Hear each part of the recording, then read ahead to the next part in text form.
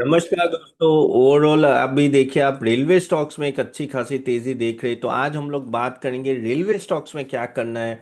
काफी सारे स्टॉक्स है, जैसे RVNL, IRCON, rights, IRCTC. Even wagons में बात करें तो जुपिटर वैगन्स, टेक्स मैको, टीटागरा रेल, सब में अच्छी खासी तेजी पिछले 3 वीक से देखी है। और मैंने एक बीच में वीडियो बनाया था, लेकिन काफी मुझे मैसेजेस आए कि थोड़ा इस पे और ध्यान दिया जाए।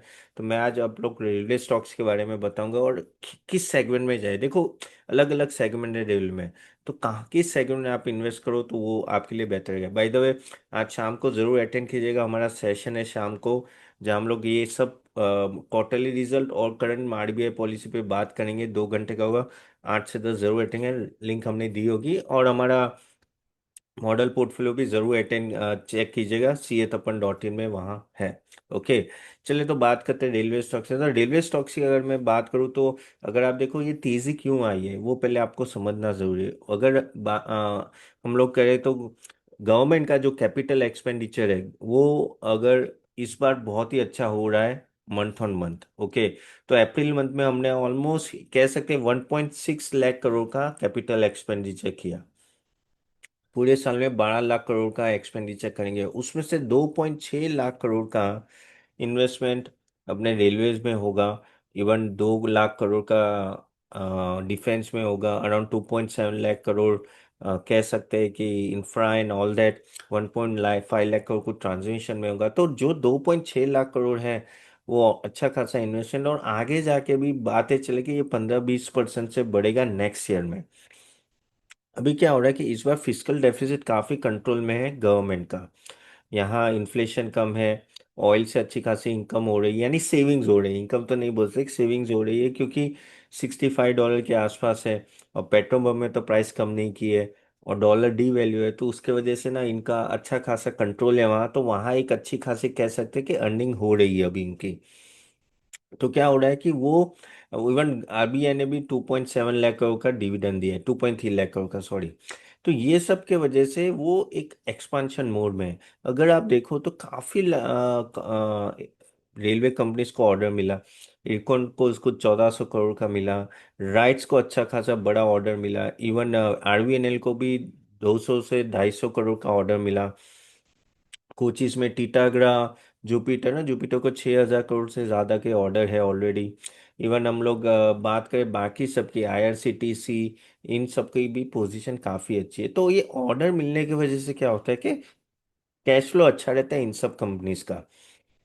अभी देखो, अभी आपको इन्वेस्ट करना है तो थोड़ा समझ लो किस तरह से सेगमेंट होते हैं। तो अगर रेलवे की हम लोग बात करें तो रेलवे में अगर आप देखोगे तो चार एक सेगमेंट है। 3 सेगमेंट आप पकड़ के चलो। एक होता है इंफ्रा।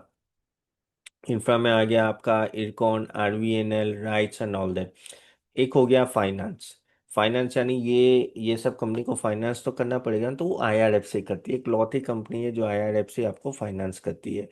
और थर्ड हो गया जो वैगन्स और वो सब बनाते हैं, जैसे जुपिटर वैगन, टेक्स मैको हो गया, या टीटागरा रेल हो गया, ये सब वैगन्स बनाते हैं, कोचेस बनाते हैं। चौथा भी अगर आपको गिनना है तो आईआरसीटीसी रख सकते हैं, जो टिकटिंग और कैटरिंग सर्विस और वो सब प्रोवाइड करते हैं। तो इन सब सेगमेंट में अगर आप देखो ना, तो हर एक लेवल पे अलग अलग टाइप की ग्रोथ होती है। अभी देखो, जैसे पहले हम लोग एक काम करते हैं, इंफ्रा की बात करते हैं। तो इंफ्रा में मेन क्या है, जो रेलवे लाइन सेट करनी है, जो इंफ्रास्ट्रक्चर डेवलप करने, ब्रिजेस ओपन करने, ये वो। तो उसमें खास करके आरवीएनएल और इरकॉन का बड़ा हिस्सा है। इसमें जो राइट्स है ना, प्रोजेक्ट मैनेजमेंट करता है, खास करके project and all that.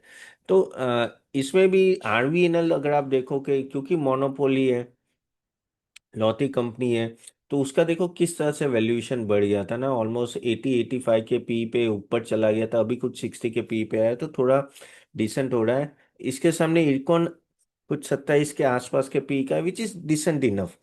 Rights भी ठीक ठाक है, लेकिन आरवीएनएल का बहुत बढ़ गया था, लेकिन उसके उसके सामने इसकी प्रॉफिटेबिलिटी नहीं बढ़ रही थी। अभी लेकिन रिजल्ट अच्छे आ रहे हैं ये तीनों के। अच्छा है, आरवीएनएल का भी अच्छा आया, लेकिन उस लेवल नहीं। देख क्या होता है कि अगर आपका स्टॉक बहुत ऊपर चला गया लेकिन रिजल्ट उस हिसाब से नहीं आता है ना, तो वहाँ डायरेक्ट दिक्कत आती है, क्योंकि वो वैल्यूएशन गैप आ जाता है। अभी क्या हो रहा है कि आरवीएनएल में खास करके वो पोजीशन आ रही है। इरकॉन कंपैरेटिवली काफी सेफर पोजीशन में, और कह सकते हैं कि उसके पास कॉन्ट्रैक्ट्स भी है, और उस तरह से इतना महंगा भी नहीं है। अगेन गाइस, यहाँ कोई recommendations नहीं है।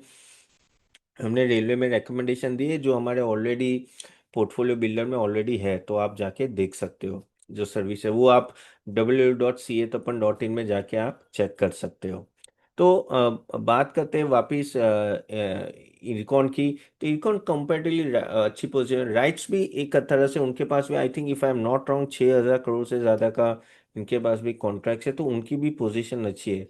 मुझे ये लग रहा है कि ये सेगमेंट अच्छा है कंपेरेटिवली। दूसरा एक सेगमेंट आता है फाइनेंसिंग का। अब फाइनेंसिंग में आईआरएफसी एक तरह की मोनोपोली है, लेकिन यहाँ प्रॉब्लम क्या हो रहा है आईआरएफसी के साथ कि एक तो मिनिमम वो सिर्फ रेलवेज को ही करती है, प्लस गवर्नमेंट कंट्रोल है, और कभी कभी क्या होता है इंटरेस्ट कम रखते हैं। ऑफ कोर्स ये ऊपर से नेट इंटरेस्ट मार्जिन अभी जिस तरह से आरबीआई की पॉलिसी आई है तो और कट होगा। तो वो बहुत ही कंट्रोल बिजनेस में, हाँ अच्छा खासा डिविडेंड दे देता है, लेकिन कंपाउंडिंग रिटर्न थोड़ा आईआरएफसी में कम रहता है। आप बोलोगे नहीं लेकिन 5 साल में तो अपन आईआरएफसी तो बहुत बढ़ गया है। वो बढ़ गया है क्योंकि ये सभी स्टॉक काफी कम पे मिल रहे थे, प्राइस टू बुक वैल्यू भी बहुत कम थी, अभी तो काफी बढ़ गई है। तो वो पहले का वैल्यूएशन और अभी का वैल्यूएशन में जमीन आसमान का फर्क है। तो वो चीज ध्यान में रखनी है। तीसरा एक सेगमेंट आता है जो really I am very much excited, वो है कोचीज बनाने का।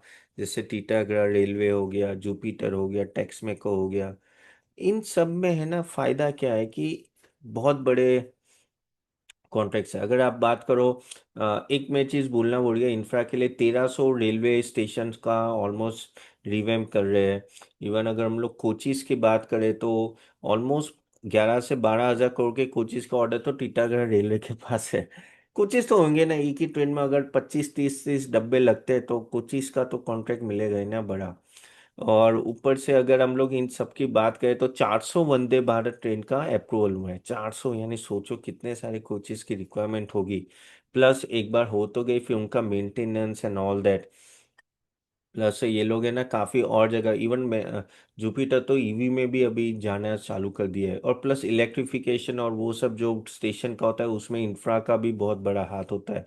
लेकिन कोचिस में वापिस आते हैं तो इनके पास कहते हैं ना कि ऑर्डर बहुत बड़ा है, प्लस ये इन अ वे नो ये प्राइवेटली हेल्ड टाइप कंपनीज है। तो उसके बाद ऑपरेशंस भी अच्छे होते हैं, कंट्रोल में होते हैं, खर्चा कम करते हैं। तो वहाँ भी इन लोगों को डायरेक्ट बेनिफिट मिलता है। अगर मुझे पर्सनली पूछो तो मैं कहाँ एक्साइटेड हूँ रेलवे सेगमेंट, तो मुझे ये सेगमेंट ज़्यादा अच्छा लग रहा है। हमने कुछ रिकमेंडेशन इस सेगमेंट में ऑलरेडी पोर्टफोलियो बिल्डर हमारा जो सर्विस है उसमें दिए हुए। लेकिन कहने का तात्पर्य ये है कि ये एक सेगमेंट है जो ग्रो करेगा। अभी ये सभी स्टॉक काफ़ी नीचे मिल रहे हैं। अगर आप इंफ्रा की बात करो या आईआरएफसी या कोचेस, ये सब 30 30 40% अभी भी नीचे हैं अपने टॉप से। वैल्यूएशन हाँ हमें देखना पड़ेगा कि किसका अच्छा रहता है और क्या रहता है, उसके बेस पे you can always take a decision. अब एक लास्ट कंपनी हम लोग बात करते थे आईआरसीटीसी। मोनोपोली है ticketing and all that stuff में। लेकिन प्रॉब्लम वही होता है ना कि यहाँ गवर्नमेंट का इंटरवेंशन बढ़ गया है, काफी बढ़िया। कुछ ना कुछ वो गवर्नमेंट आते रहते हैं, एंड वहाँ फिर वो दिक्कत हो जाती है। और नो डाउट इनका जो मिनरल वाटर फिर कैटरिंग का बिजनेस सब अच्छा चल रहा है, उसमें कोई डाउट नहीं है, और आगे जाके ग्रो करेंगे। लेकिन वो आप जैसे जैसे लॉन्च हुआ था और फिर कैसा 3 गुना हो गया था, वैसा कुछ नहीं होगा। एक डिसेंट रिटर्न आपको दे सकता है over the time. But railway as a theme is a big theme to play, you can not ignore this thing. यहाँ पे खास करके मैं बोल रहा हूँ कि ये जो वैगन्स बनाते हैं वैसी कंपनीज और इंफ्रास्ट्रक्चर कंपनीज ना जो आपको लोअर लेवल पे मिलती है ना, I think you should know accumulate at a lower level. Of course not RVNL, उसके सिवाय की कंपनीज। अगेन कोई रिकमेंडेशन नहीं है, खुद का रिसर्च करके करना है। बार बार बोलना पड़ता है क्योंकि मैं एक सेबी रजिस्टर्ड रिसर्च चैनल, लेकिन ये सेबी फिल बोलते भाई रिकमेंडेशन कैसे दे दिया, तो be careful on that part. तो लेकिन मुझे लग रहा है कि इंफ्रा हो या वैगन्स हो, वैसी कंपनीज अगर आप सिलेक्ट करो I think way do well. IRFC मुझे ऐसा लग रहा है कि थोड़ा एक रिस्ट्रिक्टेड हो जाता है ऑफ कोर्स। इनके पास कहते हैं ना कि हमेशा कुछ ना कुछ फंडिंग के लिए आएंगे ही आएंगे ये सब कंपनीज, लेकिन then also no restricted portfolio रहता है। इवन आईआरसीटीसी में भी नो रिस्ट्रिक्टेड रहेगा, क्योंकि गवर्नमेंट का इंटरफियरेंस, वो कहना एक तरह की कैश काउ थी, लेकिन गवर्नमेंट ने जानबूझ के टांग अड़ाई है, तो उसके वजह से I am little bit not okay with either this one also IRCTC. So this is what you have to consider guys. Again, do your own research before investing. Hope आपको ये वीडियो अच्छा लगा। आपके कोई क्वेश्चन है जरूर question comment box में डालें, मैं जरूर आंसर करता हूँ ईच एंड एवरी क्वेश्चन को। ओके, लिख दीजिए, मैं वहीं आंसर कर दूंगा। और आज शाम को हम लोग 8 बजे मिल रहे हैं for the session. It will be very very wonderful session. Link दिए, जरूर अटेंड कीजिएगा। ठीक है, चले तो सी यू देन, बाय बाय।